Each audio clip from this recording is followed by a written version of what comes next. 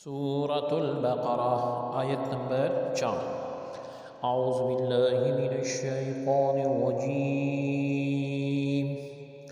بسم اللہ الرحمن الرحیم۔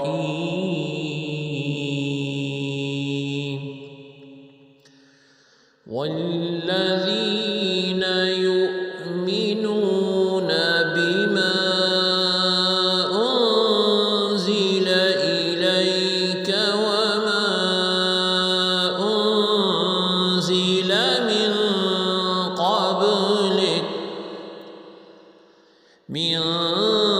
قبلك وبالآخرة هم يوقنون۔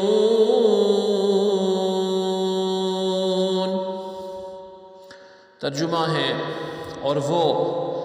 یہ کہ ایمان لائیں اس پر جو اے محبوب صلی اللہ علیہ وسلم تمہاری طرف اترا اور جو تم سے پہلے اترا، اور آخرت پر یقین رکھیں۔ ایک آسان بامحاورہ ترجمہ ہے کہ وہ لوگ ہیں، یعنی متقین وہ لوگ ہیں جو ایمان لاتے ہیں اس پر جو نازل ہوا آپ صلی اللہ علیہ وسلم پر یہ قرآن، اور جو نازل ہوا آپ سے پہلے یعنی آسمانی کتابیں،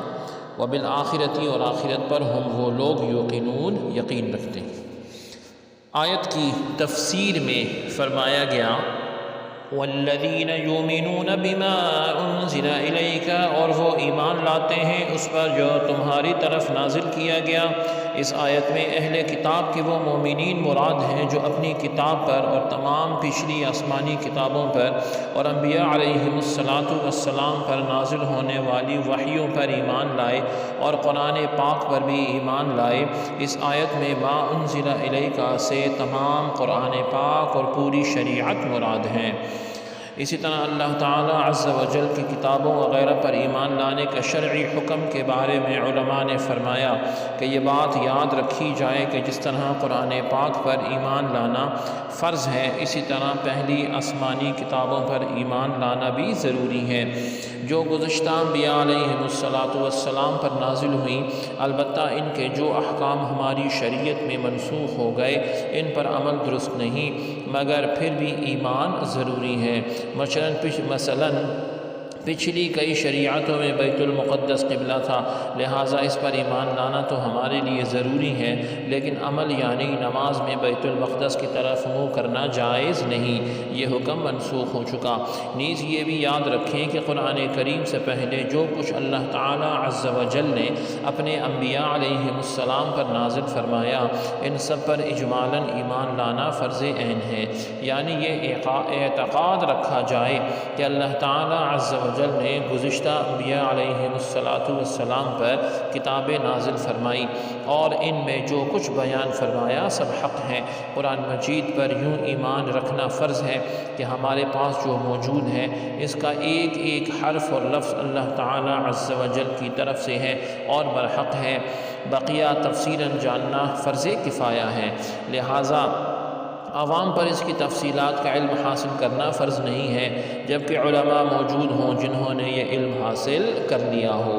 وبالآخرۃ ہم یوقنون، اور وہ آخرت پر یقین رکھتے ہیں، یعنی متقی لوگ قیامت پر اور جو کچھ اس میں جزا و حساب وغیرہ ہے سب پر ایسا یقین رکھتے ہیں کہ اس کا انہیں ذرا بھی شک و شبہ نہیں ہے۔ اس میں اس بات کی طرف اشارہ ہے کہ یہودیوں اور عیسائیوں کا آخرت کے متعلق عقیدہ درست نہیں، کیونکہ ان میں سے ہر ایک یہ عقیدہ رکھتا تھا کہ ان کے علاوہ کوئی جنت میں داخل نہیں ہوگا، جیسا کہ سورہ بقرہ آیت نمبر 111 میں ہے، اور خصوصاً یہودیوں کا عقیدہ تھا کہ اگر ہم جہنم میں گئے تو ہم چند دن کے لیے ہی جائیں گے، اس کے بعد سیدھے جنت میں جائیں گے۔ ان کا بیان بھی قرآن پاک کی سورہ بقرہ آیت نمبر 80 میں ہے۔